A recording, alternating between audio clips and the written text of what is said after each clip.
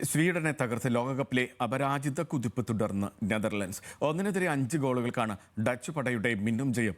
ജയത്തോടെ ലോകകപ്പിലെ ബ്രസീലിന്റെ റെക്കോർഡ് അടക്കം ഓറഞ്ച് പട മറികടന്നു.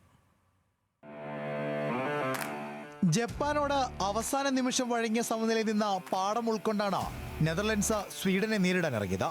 തുടക്കത്തിലെ എതിരാളികളുടെ ഗോൾ മുഖത്തേക്ക് ഇരച്ചു കയറിയ ഡച്ച് പട 5-ാം മിനിറ്റിൽ ബ്രോബിയിലൂടെ ലക്ഷ്യം കണ്ടു. 12 മിനിറ്റുകൾക്കിപ്പുറം ബ്രോബി ഒരിക്കൽ കൂടി വലകുലുക്കിയതോടെ ആദ്യ പകുതിയിൽ ഓറഞ്ച് പട 2 ഗോളുകൾക്ക് മുന്നിൽ.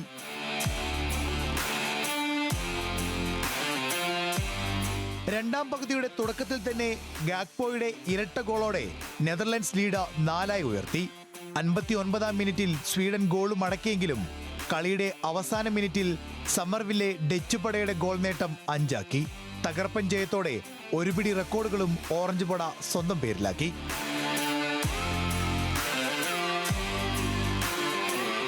ഫിഫ ലോകകപ്പിൽ ഏറ്റവും ദൈർഘ്യമേറിയ അപരാജിത കുതിപ്പെന്ന റെക്കോർഡ് ബ്രസീലിൽ നിന്ന് നെതർലൻഡ്സ് സ്വന്തമാക്കി.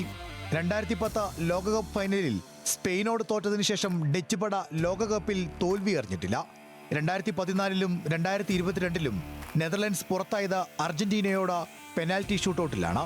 ഫിഫയുടെ കണക്ക് പ്രകാരം പെനാൽറ്റി ഷൂട്ടൌട്ട് സമനിലയായിട്ടാണ് പരിഗണിക്കുക. ഇതോടെയാണ് അപരാജിത കുതിപ്പ് 14 മത്സരത്തിലേക്ക് എത്തിയത്. 2018 റഷ്യൻ ലോകകപ്പിൽ ടീമിന് യോഗ്യത നേടാൻ കഴിഞ്ഞിരുന്നില്ല. അതിനിടെ ലോകകപ്പ് ഗ്രൂപ്പ് ഘട്ടത്തിൽ തുടർച്ചയായ 18 ജയമെന്ന റെക്കോർഡും ഓറഞ്ച് പട സ്വന്തം പേരിലാക്കി.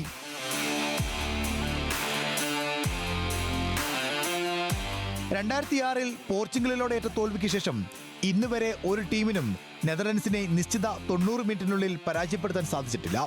പരാജയം അറിഞ്ഞത് അത്രയും അധിക സമയത്തോ പെനാൽറ്റി ഷൂട്ടൌട്ടിലോ ആണ്. World cup desk, news Malayalam.